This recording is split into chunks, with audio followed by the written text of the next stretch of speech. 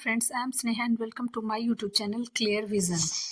तो चलिए, आज हम जो टॉपिक लिए हैं वो है मेरा कि हम 45 के एज में हैं और 10 साल बाद हमें अपनी बेटी की शादी करनी हो या बेटे की पढ़ाई हो, तो दोनों में से हमको अगर किसी भी तरह का लायबिलिटी है तो हम किस तरह का इन्वेस्टमेंट प्लान लें कि हम फाइनेंशियली फ्री हो।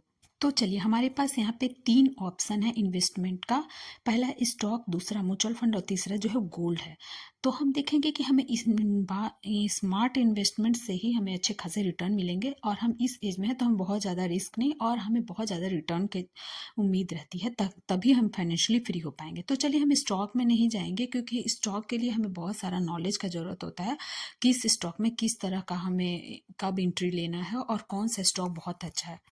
तो चलिए, हम गोल्ड में भी नहीं जाएंगे और हम दूसरा जो है म्यूचुअल फंड को लेंगे कि हम किस बेस्ट म्यूचुअल फंड को हम पिक करें ताकि हमें अच्छे खासे रिटर्न मिले और हम टोटली फाइनेंशियली फ्री हो सकें। तो चलिए, हम यहाँ पे कुछ म्यूचुअल फंड को लेकर के आए हैं। तो चलिए, हम म्यूचुअल फंड में हम अगर इन्वेस्ट करना चाहें तो एक फ्लैक्सी कैप फंड रख सकते हैं अपने पोर्टफोलियो में, एक मिड कैप म्यूचुअल फंड और 2 स्मॉल कैप म्यूचुअल फंड रख सकते हैं।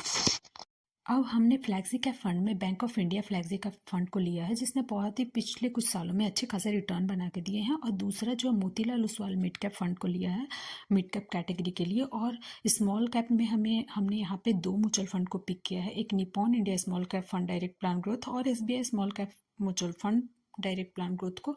ये दोनों फंड ने ही बहुत अच्छे खासे रिटर्न बना करके दिए हैं, तो हम यहाँ थोड़ा रिस्क भी लेंगे और मिड कैप में हमें रिटर्न भी अच्छे मिलेंगे और फ्लैक्सी कैप फंड से भी हमें रिटर्न अच्छे मिलेंगे।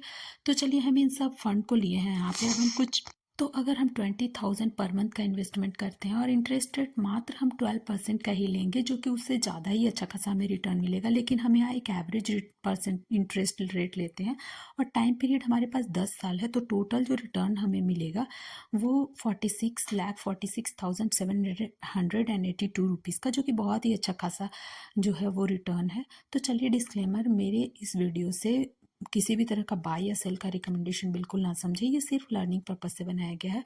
और मेरा अगर ये वीडियो आप लोगों को अच्छा लग रहा हो तो मेरे चैनल को ज़रूर सब्सक्राइब करें, लाइक करें और ज़्यादा से ज़्यादा शेयर करें। Thank you.